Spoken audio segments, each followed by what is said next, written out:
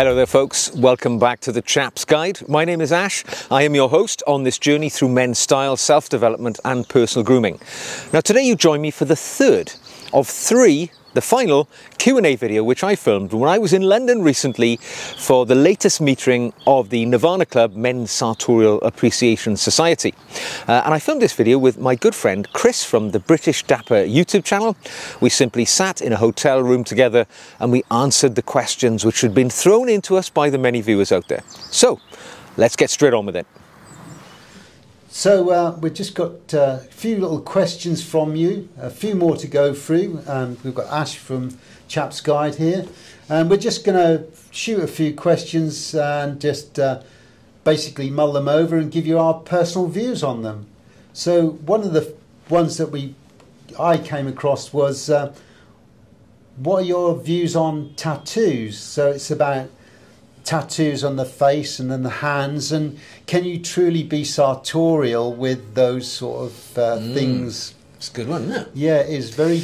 Okay, should I go first? Yeah. Okay, so I suppose my instant answer is I don't have any tattoos. So that kind of answers your question. My father never had any tattoos, and my father had been a soldier and in the Merchant Navy, which are traditionally areas where you would find men having tattoos. And perhaps growing up with my father's approach, I avoided tattoos myself. And I've got to 54 and I don't regret not having tattoos, possibly because as we go through life we do change opinions and thoughts. But I am also highly conscious that tattoos have become much more part of the landscape of the way people adorn themselves with body art. You know, even we were talking earlier, the military, which traditionally used to sort of shy away from tattoos, or certainly visible tattoos, they've adapted to the modern world, and now soldiers are allowed to have tattoos right down their arms, whereas in the past it had to stop at a certain... You couldn't have them on your hands and That's things. That's right, you couldn't have them on your hands. Neck and things like that. Yeah. So, yeah, I get it. My take has been, I have told my son I don't want him to have tattoos until he's much older, and he's of an age, you know, maybe even in his 20s, not even in the later teens, where you're legally able to be tattooed, but when you get older, form an impression about the way you want to look before you start doing things which can't be changed. That's what I would say. Yeah, yeah. What do you think? I know you have got tattoos, haven't you? I have tattoos, yes, but I don't have them visibly. And I would suggest that in this modern culture, a lot of people have hand tattoos and on the necks. It's all part of that, the current trend as such, you know, body art, if you like. And I think in the future it will become more normal to see that, and in a sartorial setting. You do find a lot of fashion houses now will employ models with hand tattoos and body art, if you like, as part of their catwalk shows. So it's insipid. It's going to creep in slowly but surely. But if you're talking about purely from a sartorial point of view, in that the products that we wear and the materials they're made from and that classic style, then you're talking about the clothes and not the person wearing them, potentially. Yeah. And I think if you are a person that has had historical tattoos and you want to change the way you look from being very casual to being more sartorial, then I wouldn't hold it against somebody when I see them dressed up in really nice clothes but with tattoos. Everybody has a history, a past, and sometimes that is influenced in the tattoos. I would suggest though, if you're in a position where you haven't got any, then don't go out and pursue them and get them. If you think it's going to create a cool look, tattoos, they do get heavy over age, they bleed, they, you know, as in, when I say bleed, I mean the ink's not so sharp, and they do look dated over time. So even if you have tattoos, they are an investment. You do have to have them re-tattooed to keep them looking reasonable. And Good point. Yeah. So, yeah, it's one of those things. I think it's going to grow as a style. It's a little bit of a trend, isn't it? You know? It, very much at the moment. Where yeah. it used to be the preserve of sort of working men or military men Yeah. or sailors and things like that. In the modern era, I think, you know, I hear that more women are tattooed than men. Yeah. All I would say is that my wife doesn't have a tattoo, and I don't necessarily find it attractive, a visible tattoo on a woman. I mean, obviously, if people have an intimate tattoo for a particular, you know, reason for themselves, but women who have, you know, tattoos, overt tattoos, it does detract from the demure nature of the feminine form, I think. But that's just my somewhat old-fashioned and dated opinion. I know other people will feel very differently, but there we go. Facial tattoos is an interesting one because I'm very uncomfortable with facial tattoos. I know that it is a modern thing, and you see a lot on TikTok and places like that where young girls will have their name or a name tattooed on their eyebrow or on their face, and that. Yeah, while you're 20 years of age and your skin's as tight as a drum, yeah, that's a great look. But 10 years down the line, 20 years down the line, and when you're in your 60s and your grandchild is saying, Grandma, what does that say? Yeah, what's that funny mark around the back of your ear where your skin has slid down? Yeah, exactly. So personally, I don't think it's a great look on the face. I still feel in the work environment, if you're trying to aspire to be in management or certainly executive roles, I know there's this culture where we should be judged on our abilities, but I can assure you that you cannot detract from the fact if you have tattoos, people will make assumptions about you, no matter how well you dress. Yeah. So it is, if you're going for example, if you want to be a lawyer and you then want to become a barrister, you know, these sort of things are, you know, something you really have to take into serious consideration if you're going to have a tattoo. Definitely. You're not going to get the job of Pope if you're heavily tattooed, I would say. Yeah. Yeah. So, now this one's, can you share how your personal sartorial style has evolved over the years? Yeah, I'll go with that one. So my style is influenced by a number of things. Obviously my father, who's in his 90s now. I remember growing up, my father would put a tie on to leave the house to go to the supermarket, as was the way of men of that generation. So I always associated the sort of male presentation of being a smart man wearing things like a tie. Then I joined the military. So I was in the Air Cadets as a young boy. So from a very early age, we were taught the value of having shiny shoes and creases in our trousers. Then I joined the military, and of course your uniform is part of your tools of the trade. You know, it's part of the sort of aesthetic and the practicality. So I took on board things like you know, appreciating my clothing, making sure my shoes are shiny. It's not just about the shine, it's about protecting leather and things like that. And as that has evolved, I guess I've just continued down that path. I mean, I don't dress sartorially all of the time, obviously not. You know, I'm a practical, ordinary person. But for me, if I'm out to make an impression, for me, an impression means a tie. It does mean a jacket. It does mean a pair of shoes with a shine on them.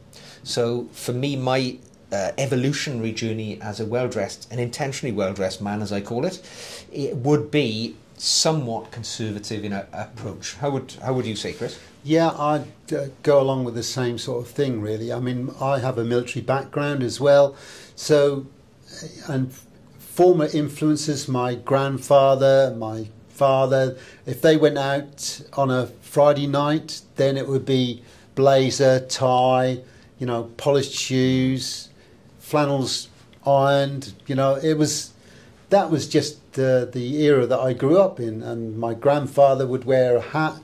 And so although in my youth, a lot of the time when we weren't wearing a uniform, which was, expected that your shoes would be bulled, your boots would be bulled, your trousers would be pressed.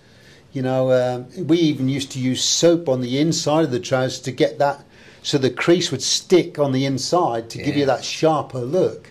All those little things would come into play, you know, and you brush your clothes, make sure there was no lint or anything on them.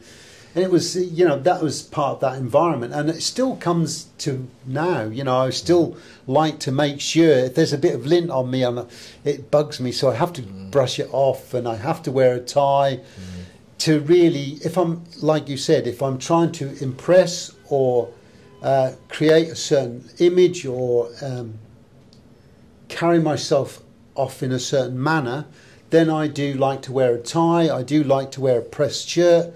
I like a shine on my shoes, certainly a bull toe cap. You know, and that look is me. It's all ingrained in me over all those years. I do wear casual stuff from time to time, as do everybody, but I don't run around in jeans and t-shirts, and I don't wear trainers or running shoes unless I'm doing something like that as an activity. Yeah. So, you know, I try and temper it. I try and look conservative even in a casual manner. No, agree. So, yeah. That's good. Okay. So, something we did touch on earlier this morning in a way, and it's ethical fashion. How do you navigate the balance between being stylish and being ethical and sustainable? That's a good one. And I guess it's never been more relevant than today, in the world we live today, because we live in a fast fashion world, don't we? Where fleeting trends seem to be what young people pursue, rather than thinking about buying an item which will last you for 10 years. People have a mindset when they buy an item, it's probably only going to last one season. And let's be honest, it ends up either in the bottom of a wardrobe or in the bottom of a landfill site. So how I approach it, or have come to approach it, when I was younger and I didn't have any money, I had to make decisions based on my wallet. All right, so I would buy polyester ties. I would buy inexpensive shoes with, you know, which were cemented together, not stitched together, so they couldn't be fixed, because that's all I could afford. As I've got older, I appreciate that if I spend a little more money, now I've got a bit more financial stability, or you can use eBay or whatever route you take to reduce these items into your possession. But buying maybe a pair of shoes which are Goodyear welted, well, yes, it also means they're better looking and they're going to feel better on your feet, but it means they can be repaired.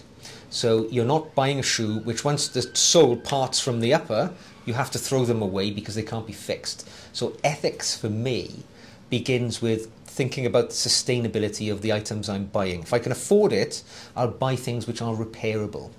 And I will also, very much more recently, I'll make decisions based on where the products are made.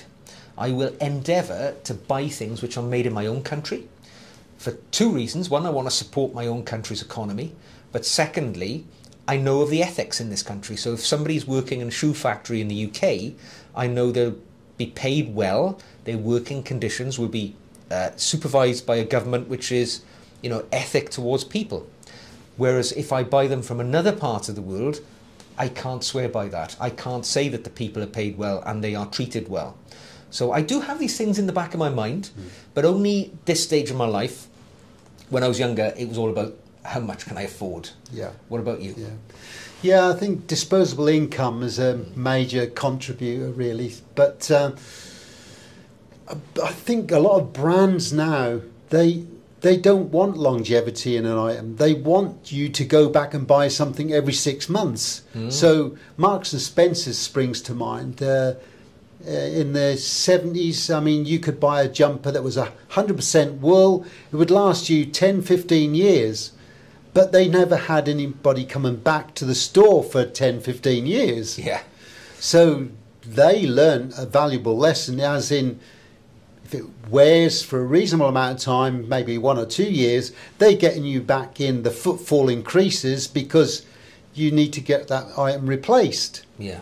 I think it's gone a little bit too far now. I bought something from Marks and Spencer's not long ago, and it was an ill-informed choice, I would say, because it was 65% wool, and it was acrylic mix, and I thought, well, it'll do for now, and I did pay the price for that because it bobbled up all over the place, and within about 2 or 3 months worth of wear, quite regular wear to be fair, but I realised it was a ill-informed decision. I really should have gone for something that was 100% wool or cashmere and bit the bullet and spent a lot more money on it, because it would still be now available to me, whereas this jumper, whilst I can still wear it, it's an embarrassment to wear because it just keeps bobbling up all the time. It's a gardening jumper now, isn't it? Yes, yeah. No, I think you're right, Chris. I mean, particularly when it comes to knitwear, for me, it took me a long time to learn the value of wool. I was an acrylic guy, and because it was cheap, and let's be honest, acrylic is just another word for plastic. It's fibres of plastic, and I was fed up of picking fluff off. You know, if you wear a sort of acrylic scarf, which are very common these days, you spend your life picking fluff off things. Then you buy something which is wool, and you get something which performs better, doesn't leave fluff everywhere, and is going to last so much longer. So, of course, you have the pain of having to pay initially more money, but in the long run, it's a winner all over, I think. So, and that's an ethical choice as well, because you're buying something which is easily available from the natural world. Nothing has to die to make that. You know, it's a really good choice. I think we're talking about suits and jackets. Then I do go from natural fibres over man-made fibres, and I'd always promote that. I mean, I do accept if you're limited in finance, then maybe you're going to buy something that might be a polyester tie from time to time. I'm not saying don't do that, but I would say try and avoid it, really. Ironically, a lot of really fashionable ties and really what look like initially lovely pattern ties, you turn them over and it's polyester. So it's one of those awkward situations, but I would always try and get silk, and like we said with eBay and places like that, you can buy. I mean, I use eBay a lot of the time because of the ethics behind it. In a way, it's the sustainability. Rather than buy new, I can buy second hand. It's recycling that the previous owner's clothing. It's perfectly good for my purposes, and it, you know, rather than it going into a landfill, I'm making good use of that. And potentially I have bought ties and shirts, and I've only worn them for 1 or 2 times, and I thought, well, I don't need them anymore, so I stick them on eBay and somebody else gets the benefit of them. Or I'll drop them in a charity shop. So it's, you know, from that point of view, I think it is a way of giving back and not generating new clothes being built or made or manufactured all the time. Totally. I mean, the tie I'm wearing now, this I bought from eBay. I remember this one. I would have paid well under £10 for it. I've never paid more than £5 for a tie. This is from Dedge & Skinner. Number 10 Savile Row. Holds 3 Royal Warrants, and this tie would have probably been a couple of £100. This is the beauty of eBay. You know, you do not have to settle for substandard polyester, because you can get the very best ties in the world at a very affordable price point. The same as a polyester tie brand new. And yet, you know, a tie doesn't wear, does it? You know, it doesn't sort of go threadbare. You know, you don't wear them sort of out as such. So think carefully. You know, you don't have to compromise on certain things. Funny you should mention about a tie. I bought a tie on eBay literally, I don't know, about 2 weeks ago. And the images, I got caught out with it basically, but the images came back and I thought, oh, it's a lovely tie. And I got the tie through Charles Thwaite, lovely tie, and it just a little bit grubby, where somebody obviously had a grubby hand over time. But it was easily resolved. I got literally a little cleaning pad, special cleaning for silk ties. Just give it a rub with that, disappeared completely like it was a new tie. So even if you get little marks like that, sometimes a stain remover, special stain removers, that you can rejuvenate a tie. So, and it's not expensive. No, and you can pass them on. I mean, tie's a tie, isn't it? You know, this tie might be 50 years old. Doesn't make any difference to me. No. You know, so think like that. Yeah.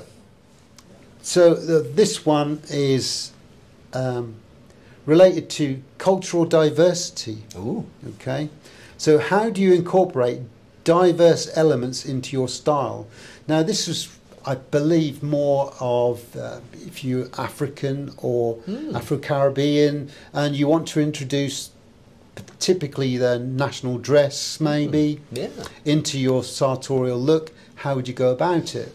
So this is something that's quite new to me because I haven't really explored that in any sense. No, I mean, you know, being traditional, I guess. I mean, I'm Welsh, so we do have sort of a national dress for women, but not really for men. But I would, my initial thought would be think of the accessories. So the tie, the pocket square, cufflinks, items like that, which allow you to flavour the outfit. So you still retain the timeless elegance of an intentionally well-dressed man, but just by adding maybe an artistic tie if you are from a culture where that's relevant, like I'm thinking Aboriginal Australian, something like that, or, you know, as you say, Jamaican, the colours which are very highly associated with that country, you could incorporate it into your outfit, so you retain your elegance, but you're very clearly identifying your cultural background. Yeah, that's pretty much the same. I think if you were talking about subtlety, then it is maybe using the colour of your national flag, for example, in your tie or in your pocket square. Or even a lapel badge. Lapel badge. You see people with a little national flag there. Yeah. That might be all you need. I can't really think much else that, I mean, okay, I know certain African countries, they will have a traditional dress where they can't wear a suit, or they wouldn't be able to wear a suit because they might have a kaftan or some sort of that sort of effect. That might be a more traditional sense. But then I would say that if you're living in that country, you're living in that environment, then it's typically. But I like diversity, as in I like to see people wear national dress. Even in this country, we see Afro-Caribbeans, Scotsmen wearing a kilt. So I do like to see that sort of diversity. Indian and Pakistani people wearing their national dress. It's all part of life's rich tapestry, really. I think there's definitely a place for it. Yes. I think it makes the outfit or one's sort of presentation to the world much more interesting. If everybody else is wearing a suit and you're wearing your national identifying dress, I think it's the way to go. No problem with that. So how does the history of fashion and clothing styles influence contemporary sartorial choices? The history of fashion styles. Well, I think we're all a product of what's gone before, haven't we? And if we look at the way our clothing is made up even today, I mean, neckties stem back to the 30 Years' War, where the Croats and the French and all that sort of thing. So history is present in everything we wear, really, you know, to a degree. It depends on how you wish to adopt and adapt it into your personal style. I mean, things constantly change.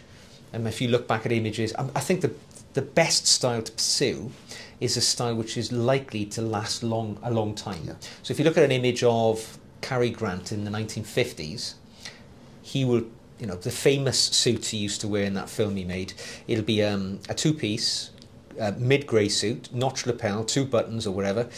It's classically cut. He wore that suit in the 1950s. We could wear that suit in the 2050s, because even though 100 years have passed, that suit remains relevant. So when it comes to fashion, you've got to be a little careful, the history side of things. But if you pin your sort of colours to the right period of fashion, it's something that can last you a lifetime, I think. I think when it comes to fashion and classic look, style or traditional, then I would say fashion is fleeting. It's here, 6 months later it's gone. Classic or traditional is, it does evolve, it does change, but it's more glacial. It's a very slow erosion and change and adaptation. So a lot of these, if you like, spikes of interest or diversity, if you like, they get flattened out over time. They're eroded down to basically you're middle of the field all the time. You're not really in fashion, you're not out of fashion. And I think if you look at ties, for example, the width of a tie changes. It does go from very slim ties to very thick ties, and so it does depend on your look and what you're trying to create. Depends what style you go for. So I tend to like 4-inch blade ties, maybe 3.5, whereas somebody else might like to wear skinny ties because it goes with the mod look that they like, or a different style, or so. But I would say if you want to stay contemporary or classic, then you can just stay in that middle ground. You don't have to buy a new suit because it's gone out of fashion because they're too slim on the lapels, you know, or they're too big. So yeah, if you find that middle ground, you'll never really go out of fashion because you're never really in or out of it. If you know what I mean? It's just that's a good way of looking at it. Yeah. So if you're never in fashion, you're never going to go out of fashion. Yeah. Well, that's it. Yeah. So that's the last question. There we go, folks. Well, thank you for joining us again. So there we go, folks. Those were the questions and answers which we were able to deal with while we were up in London at the most recent meeting of the Nirvana Club. Now, if you'd like to throw a question in, which I will answer on my own channel, or maybe share with Chris and do another one of those Q&As the next time we meet, feel free, drop me an email or just drop it into the comments of this video and I will do my best to make sure that gets answered. Now, if you'd like to support the channel, you could buy me a coffee or become a patron. And my patrons very much make up the members of the Nirvana Club and the people who share that strong sartorial interest with me here. I make additional video content for those people on my Patreon channel, the link to which you will find in the show notes below this video. So until the next time, take care, and I will see you again very soon.